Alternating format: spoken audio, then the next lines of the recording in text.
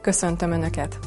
A közelítőben most megismerhetünk egy amatőr természetfotóst, aki polgári életében informatikával foglalkozik, munkahelye a Szarvasi Könyvtár, ahol a legtöbbet találkozhatunk vele. Bele sem gondolunk abba, hogy amikor bejövünk a könyvtárba és beszélgetünk Zsolttal, valószínű, hogy ő már megjárta hajnalban a Táncsics Vadásztársaság erdejét, mezejét vadra lesve. Ahogy elmondta, számára a természetfotózás jelenti a kikapcsolódást, az önmegvalósítást és a testi-lelki harmóniát. Ismerjük meg most egy kicsit közelebbről őt. Szervusz Zsolt!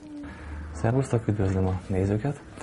Szesznek Zsolt vagyok, 4 éve élek Szarvason családommal, feleségemmel Katival és gimnazista korú lányommal Lillával. Előtte Kardoson éltünk, és nem régiben kaptam állást a Városi Könyvtárba Szarvason, és itt főleg informatikai feladatokat látok el, illetve próbálom segíteni a könyvtár munkáját.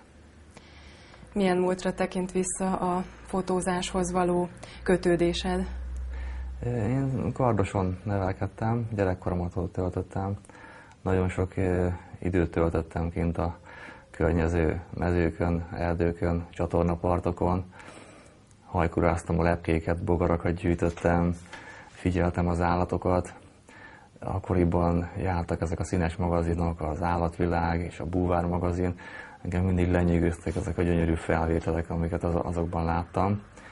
Mindig az volt a vágyam, hogy természetfotós vagy természetfilmes legyek. Hát ez csak félig meddig valósult meg.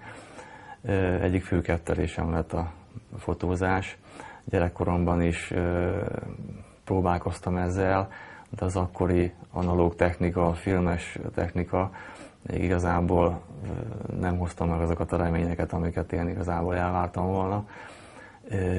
Nagyon egyszerű felszerelésem volt, szovjet típusú Smena fényképezőgép, heteket kellett várni a filmkidolgozásra, nagyon kevés felvételt lehetett készíteni egy tekers filmre, mint tudjuk, és nem úgy tudott fejlődni az ember, illetve az a technika nem volt alkalmas arra, hogy megvalósítsam az elképzeléseimet, ezért később fel is hagytam vele.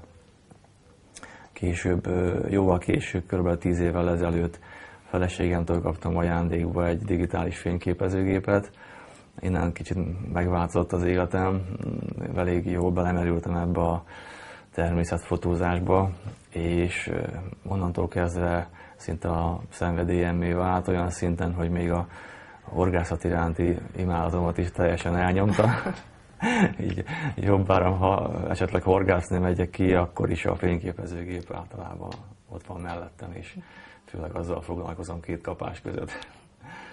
Folyamatosan fejlesztem a felszerelésemet, most már digitális DSLR vázakkal, tükörreflexes vázzal dolgozom. A természetfotózás minden válfaját igyekszem kipróbálni, megtapasztalni, és több-kevesebb sikerrel alkalmazom ezeket a dolgokat. Említetted a filmeket. Mennyire volt számodra példakép a David Attenborough sorozat? Hát nagyon-nagyon szerettem, nagyon sokat tanultam is belőle, bár inkább trópusi vidékeken forgattak, viszont nagyon sok technikát ellestem, hogy hogyan lehet esetleg jobban megközelíteni az állatokat, hogyan viszonyuljunk a természethez, hogyan viselkedjünk az állatok közelében. Mindenképpen példakép volt. A másik nagy példaképem Jacques Cousteau volt a Búváros sorozataival, amit nagyon szerettem. De mégis kötődsz inkább a hazai természethez, természetrajzhoz és világhoz. Hogyan telik egy ilyen felkészülés? Hát elsősorban a családommal, a feleségemmel nagyon sokat napi szinten kerékpározunk kint a határban. Ez több szempontból is előnyös, egyrészt sokat mozgunk, másrészt pedig nyitott szemmel járok, gyakran a fényképezőgépet sem viszem magammal, hanem igyekszem felismerni a különböző lehetőségeket.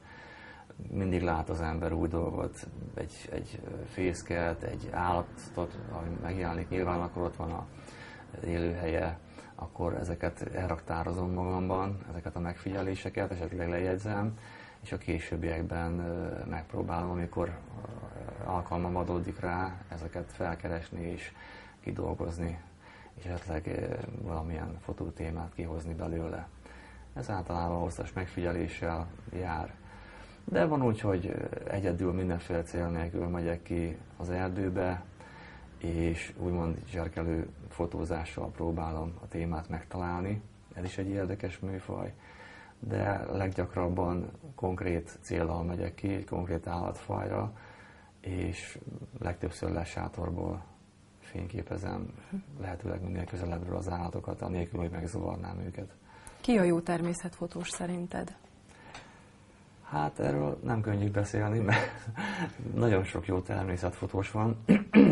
Ha az interneten rákerestek a természetfotó kulcsszóra, megdöbbentő felvételeket lehet találni.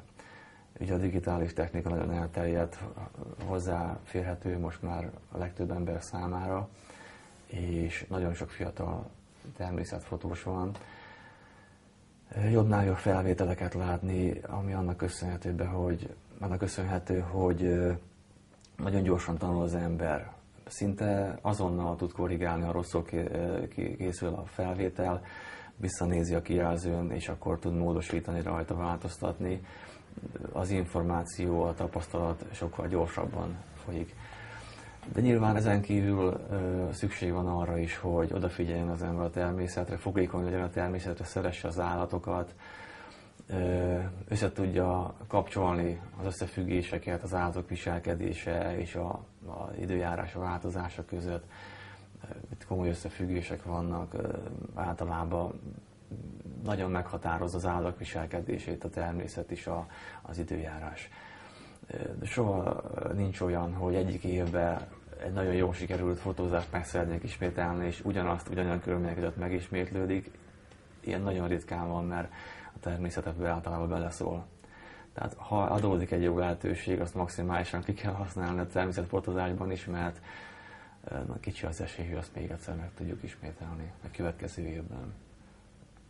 Mint említetted, nagyon összetett tudással kell rendelkeznie a jó természetfotósnak, tehát a földrajzot nagyon jól kell ismerni, az élővilágot, a biológiát. És gondolom sok időt töltesz ennek a tanulmányozásával is.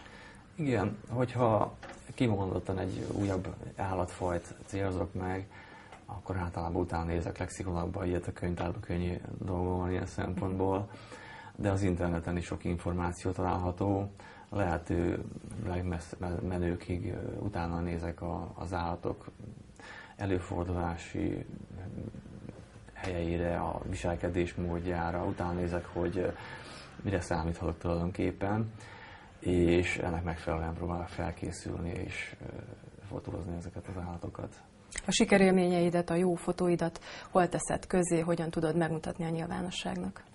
Hát van egy saját weboldalam is, amivel kicsit le vagyok általában maradva. Ott egy ilyen webes galériát használok. A legújabb képeimet igyekszem feltölteni, de egy ilyen képes napló formájában tapasztalataimat is igyekszem megosztani a többi fotóssal, amit elég sokan olvastam, több visszajelzést kaptam, hogy szeretik olvasgatni. Valójában ezek a visszajelzések, pozitív hatások buzdítottak téged arra, hogy tovább csináld, és értékesítsd is a fotóidat, hiszen, mint említetted, 4 év alatt 1800 fotót adtál már el.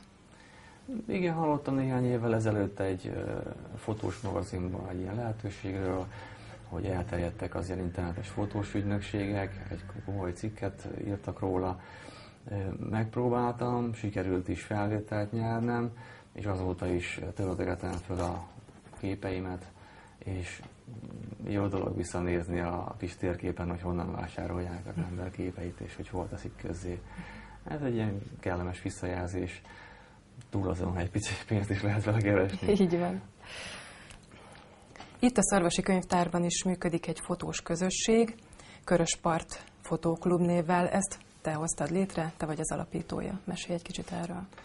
Igen, itt a könyvtári munkám során többféle módon, többféle szolgáltatással próbáljuk ellátni a látogatókat. Tehát kevesebben olvasnak könyveket, főleg internetezni járnak a könyvtárba, próbáljuk kiegészíteni a szolgáltatásainkat, és többféle klub is működik a könyvtárban, többek között Babaklub, És hát én ezzel tudtam hozzájárulni, hogy a fotóklubot indítunk. Többen kerestek meg, hallották, hogy fotózással foglalkozom, hogy kell beállítani a gépet, hogy használja, milyen gépet vásároljon. És akkor próbáltuk ezt valami keretek közé szorítani, és minden 2 hetente, pénteki napon van egy ilyen kis összejövetel, ami most a nyáron éppen szünetel, de szeptembertől újra indulunk, és várjuk az érdeklődőket, akik a fotózással kapcsolatban szeretnének az ismereteiket kicsit bővíteni. Hát itt ugye a teljesen kezdőktől kezdve a haladó fotósokig ilyen beszélgetés keretében zajlik az egész. Kivetítjük a kivetítőn, megnézzük egymás fotóit, kiértékeljük, ha valakinek kérdése van, vagy valamivel kapcsolatban érdeklődik, akkor azt próbáljuk helyre tenni, szoftverek használatával foglalkozunk, vagy ha valakit érdekel ez a képértékesítés, akkor ebben is el tudjuk sajátítani a fontosabb dolgokat. Egy kicsit, hogyha technikai háttérre rátérhetnénk, mi szükségeltetik ahhoz, hogy valaki elinduljon egy ilyen fotós pályán alapvetően? Hát egy legegyszerűbb, ezt szoktam mondani, egy legegyszerűbb kis kompakt géppel is el lehet kezdeni, szépen fokozatosan fel lehet fejleszteni a tudást, de igazából ez egy olyan ágazat, ami nagyon komoly anyagi ráfordítást igényelhet. Az embernek tudnia kell, hogy milyen szintig akarja csinálni, és hol áll meg vele. Igazából egyszerű felszereléssel is ragyogó eredményeket lehet elérni. Nagyon sok segédeszközre van szükség, de van, aki csak egy bizonyos része érdekel a fotózásnak, akkor kevesebbel is elboldogul. Itt van például a lányom, ő is nagyon tehetséges fotós, de őt a természetfotózás szinte egyáltalán nem érdekli, ő inkább a portré, a tárgyfotózás köti le inkább, ő ebben a műfajban próbálkozik. A felszerelésed egy részét kihoztuk ide, kiraktuk az asztalra, kérlek, hogy mutasd be őket. Hát, mint említettem, digitális vázat használok, már egy régebbi modell, objektívek tartoznak hozzá, ugye különböző objektíveket használunk, nem hoztam el mindet, mert ugye nincs rá lehetőség mindent bemutatni, de ezt az objektívet kezelem a legjobban, ez egy 300 mm-es teleobjektív, ez a nagyvadak fotózásánál nagy segítség, ugyanis ez már körülbelül egy olyan 12-szeres nagyítást tesz lehetővé, erre szükség is van az olyan állatfajok fotózásánál, amelyik kevésbé tűri az ember közelségét. Ezt tovább lehet növelni ilyen konverterek segítségével, ami megnöveli a gyújtótávolságot, tehát még nagyobb nagyítást tesz lehetővé, bár egy picikét rontja a képminőséget, tehát kompromisszumokkal használható. Akkor tájképfotózáshoz nagyobb látószögű objektívet használunk, megint mást makrófotózáshoz, ami ugye a kisebb állatok, növények, rovarok bemutatására szolgál, nagyon közelről történik ezeknek a felvétele, és annak az objektívnak a fizikai tulajdonságai ezt lehetővé teszik. Akkor kiódókat, zsinóros távkiódót használunk, általában állványról használjuk a fényképezőgépet, azért, mert a legjobb időszak a fotózásra a kora hajnali, a késő esti naplemente időszaka, akkor legszebbek a fények, de viszont kevesebbek is. Ezért nagyon kell vigyázni, hogy stabilan rögzítsük a fényképezőgépet, mert ha ezt nem tesszük meg, bemozdulnak a felvételek, egy minimális mozgásrezgés mindig van, ezt ki kell ügyeskedni, hogy ezt kiküszöböljük, ezért használunk távkioldót, hogy ne érintsük a gépet a exponálógomb lenyomásakor, ezért zsinóros távkioldót használunk, vagy éppen ezért használunk babzsákot, amire a gépet fektetve egy nagyon stabil tartást tudunk elérni. Mi van a babzsákban, azt meséld már el. Hát a babzsákban nem babot tartok, mert előfordult már, hogy nedves helyen hagytam és kicsirázott, de hát ez igazából nem annyira alkalmas. Én most száraz napraforgót tartok benne, egy kicsit könnyebb is, de a célnak megfelelő, és nem olyan könnyen indul be nedvesség hatására, és néha még tudok a madaraknak is szórni belőle. Egylábú állványt cselkedéskor használok, hogyha lesátadban vagyok, 3 lábú állvány, az fixebb tartást biztosít, de egy jó kompromisszum, egy könnyű egy lábú állvány használata is, és ha biciklivel megyek, még a kutyák távoltartásában is komoly szerepet vállal. Egy ilyen markolat bővítő lehetőség is van a fényképezőgéphez. Ez arra jó, hogy akár 2 darab akkumulátort is bele tudok helyezni. Ha hosszabb időre megyek ki, akkor tovább bírja a gép, és gyorsabb, illetve több sorozatképet tud ennek segítségével használni. Ezt bele lehet csúsztatni a gép aljába, és akkor egy kicsit nehezebb lesz, meg nagyobb, de végül is nagy segítség, hogyha szükség van rá. Vakut nem nagyon szeretek használni, de makrofotózáskor gyakran szükség van, hiszen a téma nagyon pici, nagyon közel van, gyakran árnyékol az objektív, a gép, és kisegítő vakuzásra van szükség, és egy ilyen fényterelő diffúzorral megtoldva ilyen lágy, derítő fényt tudunk a témára közvetíteni, és sokkal nagyobb lesz a zársebesség, sokkal élesebb, szebb lesz a kép. Hát megfelelően használva szép eredményeket lehet vele szintén elérni. Hát különböző előtéteket, ilyen polár szűrőket az objektív elé lehet föltekerni, és ezek a szűrők segítségével különféle hatásokat lehet elérni a gépen, illetve védi a frontlencsét is a mechanikai sérülésektől. Vannak még ilyen makrósínek, ezeket általában arra használom nagyobbat arra, hogy a gépvázat meg az objektívet egy merev egységé kötöm össze, ezáltal a rezgés sokkal kisebb lesz az exponáláskor, ugye ez nagyon számít, főleg korai időpontban, illetve egy ilyen horizontális mozgást tesz lehetővé a gépnek az állványon használva, és amikor manuális fókusszal dolgozom, akkor nem az állványt teszem közelebb a témához meg vissza, hanem az egész gépet tudom mozgatni finoman beállítva ezzel a fókusztávolságot.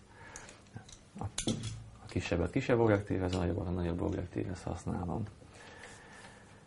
Az állatok megfigyeléséhez egy ilyen vadmegfigyelő kamerát előszeretettel használok, ez óriási segítség, mert régebben nagyon sok időt töltöttem, nem fölöslegesen, de igazából rengeteg időt áldoztam arra, hogy megfigyeljem az állatokat, az állatok élőhelyét, csak egyre kevesebb a szabadidő, és a drága szabadidőt inkább a konkrét fotózásra szeretném használni, és egy ilyen kis kamera nagyon nagy segítséget ad az állatok megfigyelésében, hiszen éjjel-nappal rögzíti a felvételeket, a mozgást érzékel, és a képekre ráégetve az időpontot, a hőmérsékletet nagyon hasznos információkkal lát el, és ezt otthon kielemezve egy konkrét stratégiával tudok kimenni a helyszínre, és sokkal hatékonyabban lehet fotózni. Volt lehetőségünk téged elkísérni egy vadlesre, és ennek keretében elkísértél minket ott a Táncsics Vadásztársaság területén egy borzlakhoz, amit már jó ideje figyelsz, és ott le is vettük ezt az éjjellátó kamerát, és megnéztük, hogy milyen felvételek vannak rajta. Igen, ez a borzvár, ez a szívem csücske, az igazság, hogy nappal, mivel egy nagyon rejtőzködő életmódú állatról van szó, általában sötétedés után jön ki a kotorékból, és még jóval a világosodás előtt tér vissza. Nagyon nehéz ezt az állatot fotózni, nagyon ritkán fordul elő nappal, ritkán találkozunk vele nappal. Igazából azt lesem itt a várnál, hogy szaporulat legyen. Arra utaló jeleket láttam, hiszen az almat kicserélték, kihordták a kotorék elé, valószínűleg frissítették az almat, és abban bízom, hogy lesznek kicsinyeik, és tapasztaltam, illetve az irodalom szerint akkor van lehetőség borzokat fotózni, hogyha a kicsik már önállósodnak, és időnként kimennek napozni, illetve játszani a kotorék környékére napközben is. És hát igazából ezt a pillanatot várom, és ebben segít nekem ez a kis kamera. Mesélted, hogy a róka gyakran megosztja a rókajukat a borzzal, vagy fordítva? Melyik túrja ki melyiket? Hát én úgy tudom, hogy a rókavárat szeretik elfoglalni a borzok, és utána ezt fejlesztik tovább. Nagyon nagy kiterjedésű bortkolóniák léteznek, és akár több hektáros területre is kiterjedhet a talajszint alatt ez az üregrendszer. És úgy olvastam, hogy gyakran társbérletben élnek a rókával, anélkül, hogy zavarnák egymást. Vannak a természetjárásnak és fotózásnak etikai szabályai. Melyek ezek? Hát elsősorban a testi épségünkre nagyon kell vigyázni, ez a legfontosabb ugye. Többféle veszély fenyegeti az embert kint a természetben, túl az időjárás viszontagságban, az, hogy például a kullancs sem egy elhanyagolható veszély, manapság nagyon sok fertőzött kullancsípés, vagy fertőzött kullancs található, arra is oda kell figyelnünk, akkor például az állatokkal kapcsolatban is előfordulhat olyan, hogy összeakadunk egy malacait terelgető vaddisznóval, akkor sem mindegy, hogy viselkedünk. De a legnagyobb veszély, főleg vadászterületen az, hogy tudnunk kell, hogy abban az időpontban éppen vadász szezon van vagy sem, mert számtalanszor hallunk vadászbalesetről. Szerencsére még fotóst nem hallottam így ilyen módon megsérülni, de ez tényleg egy komoly veszély, és mindenkinek azt tanácsolom, hogyha vadászterületre téved, feltétlenül vegye fel a kapcsolatot a vadászmesterrel, a terület kezelőjével, mert így ezáltal tudnak róla, és esetleg vadászat is van, akkor jobban tudnak rá figyelni, hogy arra a területre esetleg ne lőjenek. De tudom, én is vacilláltam sokat, meg nagyon sokszor negatív elutasító választ kaptam rá, és ez rosszul esik az embernek. Előfordul jelölek ellenére, és kimentem a területre saját felelősségre, ilyen is volt, de valóban nagyon komoly veszély van kint, és ezt komolyan kell venni. Kerültél már komoly veszélyhelyzetbe, nem a vadászok által, hanem állat által? Hát komoly veszélyhelyzetben igazából még nem kerültem, nem éreztem annyi. Hát volt úgy, hogy megijedtem, meglepődtem, utólag átgondolva lehetett volna belőle komoly baleset is. Ennek nagy része tényleg a vaddisznókkal való találkozás volt. Egy alkalommal ráakadtam egy frissen született alomra, és nagyon közel ugrott fel a disznó, tőlem szerencsére fiatal volt, elszaladt, nem pedig támadt. De érdekes volt, egy 5-6 méterről meg tudtam nézni a frissen született kis csíkos malackákat a fűben. Egy érdekes élmény volt, illetve egy alkalommal egy nagyon csapadékos tavaszi időjárás után egy csabadsföldi erdőt elöntötte a víz, majdnem térdig érő vízben lehetett vele gázolni az erdőbe, és felszerelésemmel haladva a vízben egy nagyon komoly vaddisznó kondával találkoztam, és mire észbe kaptam, addigra már előttem, hátam mögött mindenhol vaddisznók voltak, hát akkor nagyon megijedtem, de zajcsapva, tapsolva ők távoztak el, hál' Istennek hamarabb, és nem kerültem bajban. Igazából menekülni sem bírtam volna abban a nagy vízben. És hát ezek mellett, az izgalmas helyzetek mellett azért sikerélményeid is vannak. Egy majdnem kihalófélben lévő állatfajt, a nádi farkast, a sakált sikerült lencsevégle kapnod. Igen, óriási szerencsém volt ezzel. Csabadsföldi Vadásztársaság vadászmesterével beszélgetve és szereztem tudomást erről az állatról, hogy egyre több fordul elő ezen a környéken. Elmesélt, hogy éjszaka hol hallja a vonyítását, illetve hol található nagyjából. Én erre engedélyt kértem, hogy koslatási időszakban, tehát amikor párzási időszaka van, akkor ez az állat is nappal gyakrabban mozog. Amúgy szintén egy éjszakai rejtőzködő állatról van szó. És így próbáltam meg a területet felkeresni. Óriási szerencsén a legelső alkalomra alig, hogy felsátoroztam, megittam az első kávémat, legnagyobb megdöbbenésemre megjelent egy pár, elég közel jöttek, valószínűleg megérezték, raktam ki csaléteknek húst is, és valószínűleg ennek a szagát érezték meg, mert arra közelítettek, és elég jó felvételeket sikerült készítenem róluk. Hát azóta elérve találkoztam ezzel az állatfajjal, őszhívás közben a gida, síp hangra jöttek be, gondolom egy könnyű tápláléknak vélte az elkóborolt gidát. Mutassuk csak meg, akkor itt van az asztalon ez a hívóka. Igen, ez így néz ki, hát vadászok használják. Igazából ez egy hangolható síp, hát most úgy van beállítva, hogy mivel a üzlekedési időszaka van, mint ahogy tegnap ezt láttuk is, a suta hívó hangját utánozza, ezzel hívja a bakot magához, tehát hogy felkészült a párzásra ezzel a hanggal. De ezzel le lehet érni a vékonyabb gita hívó hangját is. Tulajdonképpen erre jött be a sakál annak idején. És lesátrat is állítottunk. Ennek a jelentőségéről, fontosságáról néhány gondolatot mondjál. Igen, az állatok, főleg a nagyvadak érzékszervei rendkívül kifinomultak. Tehát az ők előnyben vannak kint a telepen, velünk szemben. Nagyon oda kell figyelni, például a szaglás az elsődleges érzékszervük, ez általában a látást is megelőzi, és a szagra kell legjobban odafigyelni. Igyekszem odafigyelni arra, hogy a ruháimat, amit kint használok, lehetőleg ne erős öblítőszerekkel mossa a feleségem, ez nem mindig sikerül persze, mert ugye nagyon szereti ezeket a dolgokat. Nagyon kell figyelni arra, hogy milyen széllel közelítjük meg az állatokat, tehát a szélirányt mindig figyelni kell. Ha felülük fúj a szél, akkor könnyebben tudjuk megközelíteni őket. A sátor ebben szintén segítség, mert viszonylag egy zárt tér, kevésbé párolog ki, az ember szakad belőle, és egy nagyon jó átszázási lehetőséget nyújt, és megfelelő helyen elhelyezve egész nap, sokszor 8-10 órát is ülve benne, nagyon sok érdekes felvételt lehet készíteni, mert egész közel jönnek az állatok, ha jó helyen vagyunk. Említetted a nyomokat és a viselkedést. Nagyon otthonosan mozogtunk ezen a területen, azt vettem észre, és egyből észrevettél mozgást. Nagyon jól kell ismerni ezeket a nyomokat. Hát igen, a nyomokat is rendszeresen figyelem, bár ebben azért a vadászok sokkal nagyobb tapasztalatot szereztek.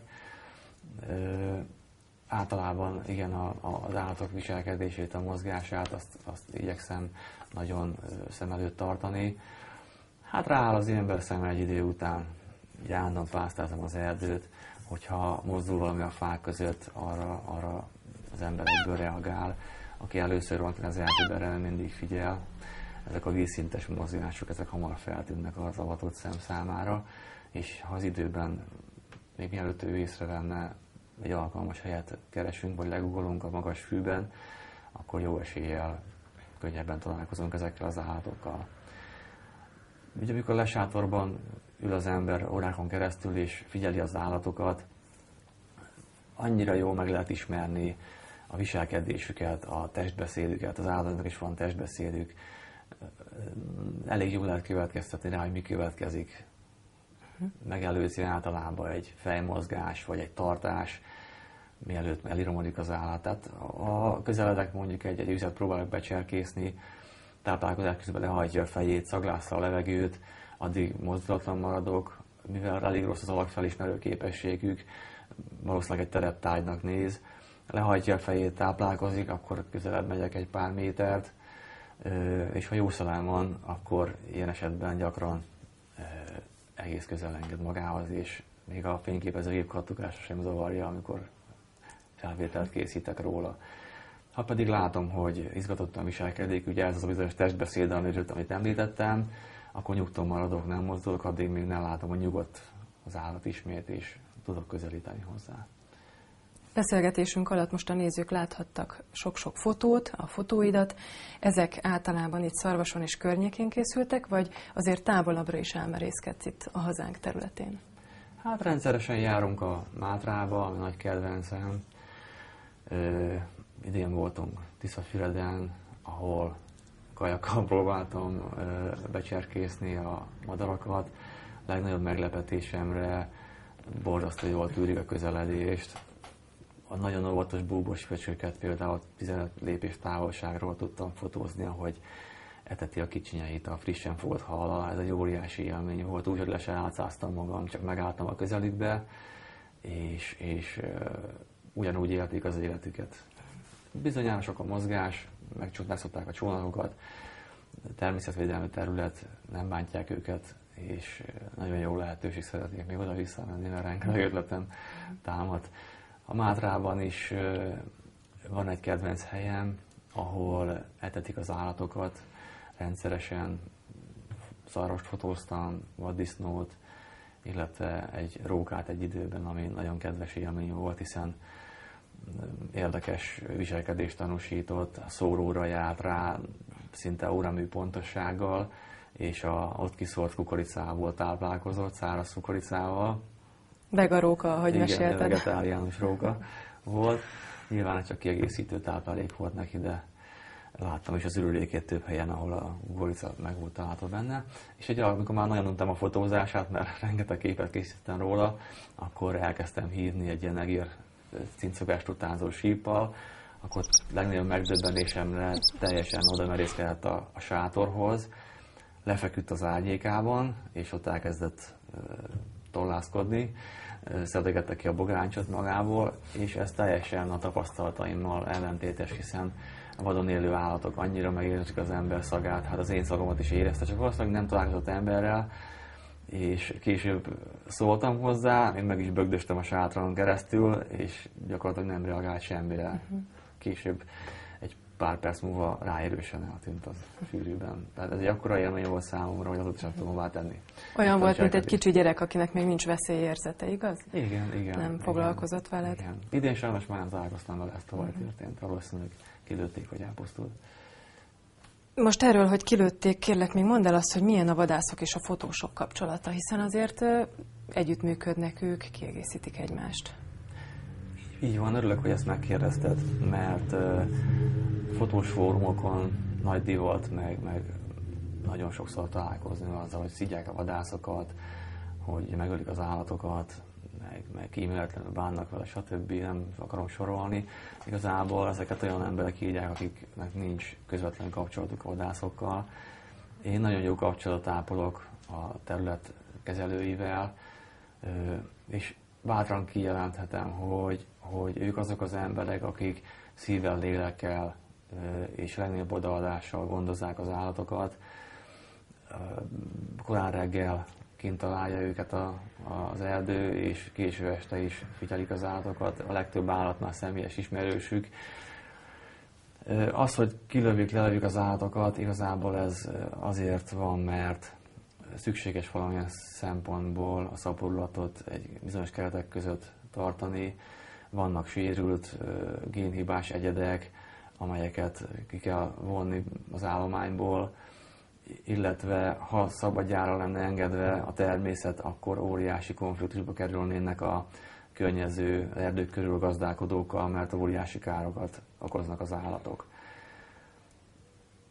Hosszasan, éveken keresztül figyelik a ígéretes őszbakot, a szarvasbikát, és óvják őket, etetik, épségben tartják, ha kell, gondolom gyógyszerezik is őket, hogyha belebetegednek, és mivel ez a megélhetési forrásuk, lehetővé teszik a külföldi vadászoknak a kilövést. Tehát a trófeát igazából, a jó trófeákat nem maguknak tartogatják, hanem a külföldi vadászoknak, akik tulajdonképpen ezt megfizetik, és ezáltal tudja magát a vadásztársaság fenntartani. Hát ez egy nagyon kemény munka, nagyon sokat vannak kint, nagyon sok fizikai munkát végeznek, én ezt látom, és állítom, hogy sokkal jobban szeretik a természetet, mint mi fotósok. Tehát ők azért egy nagyon-nagyon természetbarát emberek. És úgy gondolod, hogy az ő munkájuk nagyobb megértést igényel? Hát ezt mindenképpen így van, és segítjük is egymás munkáját. Amikor kialakul egy barátság köztünk, nagyon sok információt elárulnak nekünk, és én is igyekszem ezt úgy meghálálni, hogy gyakran találkozom odankint a terepen mozgó autókkal, civil autókkal, esetleg illegális fakivágás vagy szemetelés folyik, akkor igyekszek felvételeket készíteni, elküldöm a vadászmesternek, és azt majd utána eldönti, hogy mit kezd a dologgal, érdemes vele foglalkozni, vagy tudott róla, hogy ott valaki tevékenykedik, vagy sem. Tehát én is próbálok hasznos információval szolgálni, nekik így meghálálni azt, hogy megtűrnek a területen. Visszatérnék a kezdő gondolatokhoz. Az önmegvalósítás, a testi-lelki harmónia számodra a természetfotózás, és a külső embereknek, akik megnézik a fotóidat, azoknak mit szeretnél, hogy mit jelentsen egy kép? Hát én nagyon jó érzéssel tölt el, hogyha visszajelzést kapok egy képről, bár elsősorban a saját magam kedvéért csinálom, de tényleg jól esik, hogyha a pozitív visszajelzést kapok, és ha már elidőznek egy pár másodpercre a kép előtt, nem csak úgy elhajtogatják ugye a számítógépen, akkor már elértem valamit, valamire rácsodálkoztak, valamire ráéreztek, vagy egy olyan dolgot sikerült bemutatnom, amit eddig nem láttak, mert higgyék el a nézők, hogy itt a közvetlen környezetünkben is nem kell messzire elutazni ahhoz, hogy csodákat lássunk. Ha elhagyjuk a város határát, és szállunk rá egy kis időt, és odafigyelünk az állatokra, a természetre, nagyon-nagyon sok csodát láthatunk, és erre biztatok mindenkit, hogy ezt tegyék is meg bátran, és több időt szálljanak a környezetünk megismerésére. Köszönöm szépen, örülök, hogy egy kicsit közelebbről is megismerhettünk. Én is köszönöm szépen. Köszönjük a nézők figyelmét is, a Közelítőt látták. Viszontlátásra!